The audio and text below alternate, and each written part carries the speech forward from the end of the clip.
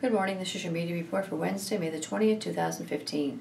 I'm Sergeant Laurie McGee, Media Relations Officer for the St. John Police Force. During the last 24 hours, police have responded to 78 calls for service. We would like to hear from anyone that has any information concerning any of our calls or investigations.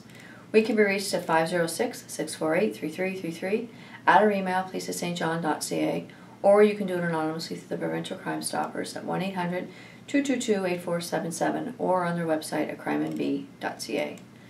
At 12:50 p.m. Tuesday afternoon, a 25-year-old male was arrested for assaulting his ex-wife and her mother during a custody transfer of their children that occurred earlier in the day on Fleming Court.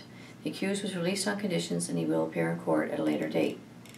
At 7:59 p.m. that evening, a 46-year-old male and a 31-year-old female were each arrested for threats uttered towards the upstairs tenants of a Queen Street residence where they all reside. This is as a result of an ongoing issue. Both accused were released on conditions and will appear in court at a later date. At 8:36 p.m., police responded to a motor vehicle accident at the corner of Greenhead and Milford Road.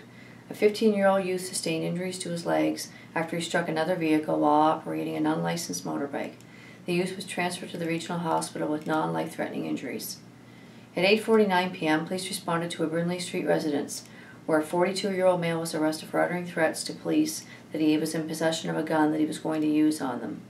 Prior to this, the accused had damaged an apartment, and as a result of jumping approximately 12 feet from a window to the ground, he injured his foot. The accused was treated and later released from the hospital, and he's being held in custody for a court appearance this morning. At 10:23 p.m., a 66-year-old male was arrested for sexual assault after it was reported that he had inappropriately touched another male at a Swan Street residence. The accused was held in custody for a court appearance this morning. Just a point of interest for those inquiring about the auction being organized for the late Constable Michael Hebert.